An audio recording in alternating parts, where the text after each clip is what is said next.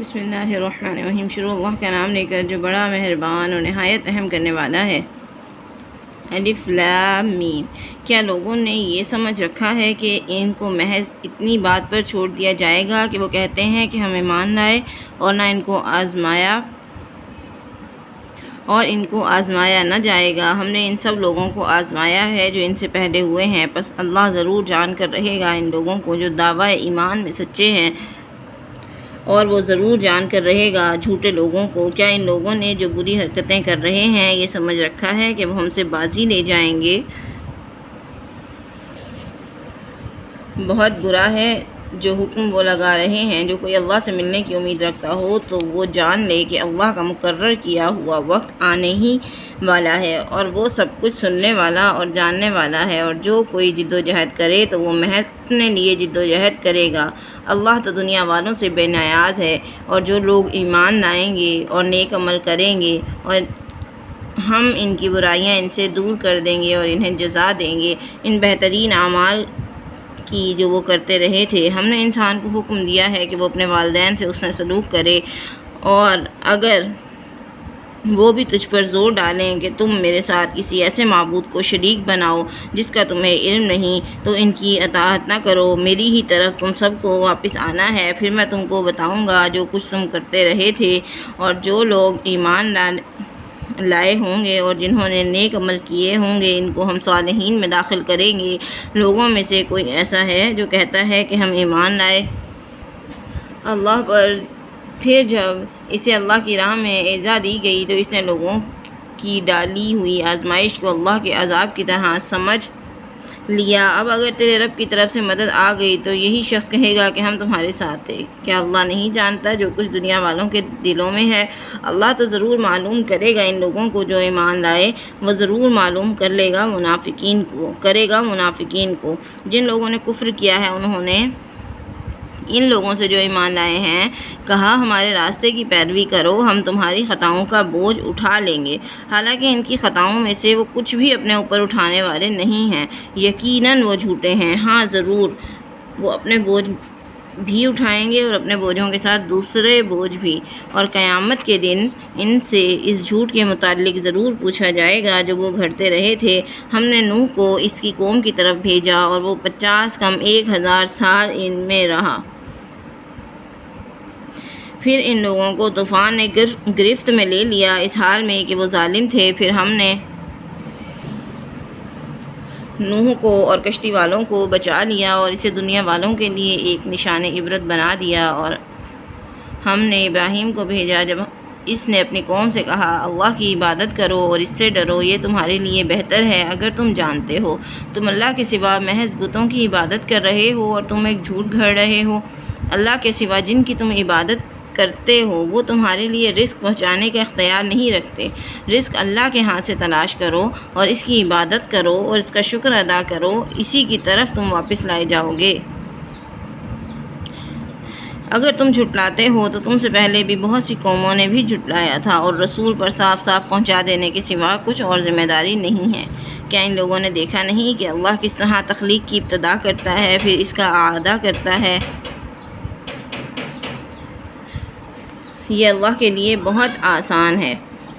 ان سے کہو کہ زمین میں چلو پھرو اور دیکھو کہ اس نے کس طرح تخلیق کی ابتدا کی ہے، پھر وہ دوسری بار بھی پیدا کرے گا۔ بے شک اللہ ہر چیز پر قادر ہے، وہ جسے چاہے گا سزا دے گا اور جس پر چاہے گا رحم کرے گا، اسی کی طرف تم پھیرے جاؤ گے۔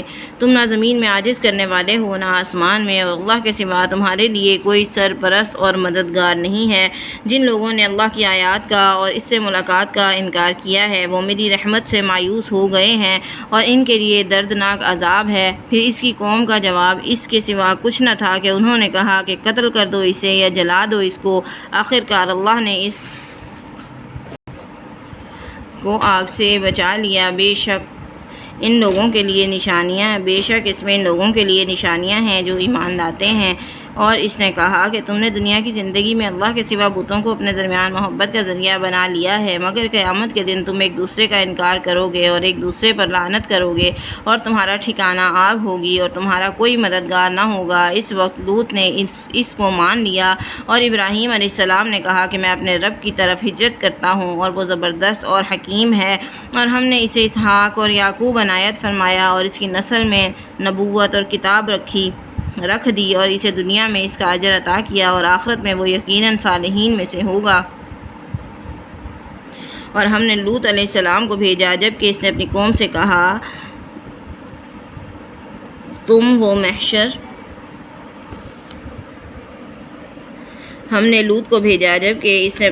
کہا کہ تم وہ فحش کام کرتے ہو جو تم سے پہلے دنیا والوں میں سے کسی نے نہیں کیا ہے۔ کیا تم مردوں کے پاس آتے ہو اور رہزنی کرتے ہو اور اپنی مجلسوں میں برے کام کرتے ہو؟ پھر کوئی جواب اس کی قوم کا اس کے سوا نہ تھا کہ انہوں نے کہا لے اللہ کا عذاب ہم پر اگر تم سچے ہو۔ لوط علیہ السلام نے کہا کہ اے میرے رب، ان مفسد لوگوں کے خلاف میری مدد فرما۔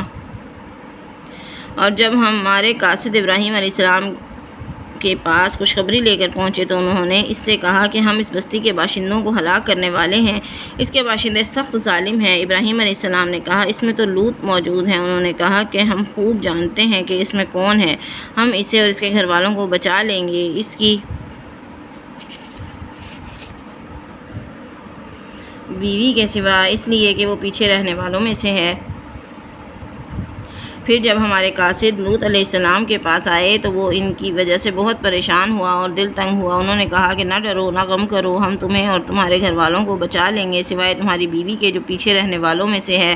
ہم اس بستی کے باشندوں پر آسمان سے عذاب نازل کرنے والے ہیں اس لیے کہ وہ نافرمانی کرتے رہے ہیں، اور ہم نے اس بستی کی ایک کھلی نشانی چھوڑ دی ہے ان لوگوں کے لیے جو عقل سے کام لیتے ہیں۔ اور مدین کی طرف ہم نے ان کے بھائی شعیب کو بھیجا۔ اس نے کہا کہ اے میری قوم کے لوگوں، اللہ کی عبادت کرو اور روز آخرت کی امید رکھو اور زمین میں فساد نہ کرتے پھرو، مگر انہوں نے اسے جھٹلایا۔ پھر ایک زلزلے نے ان کو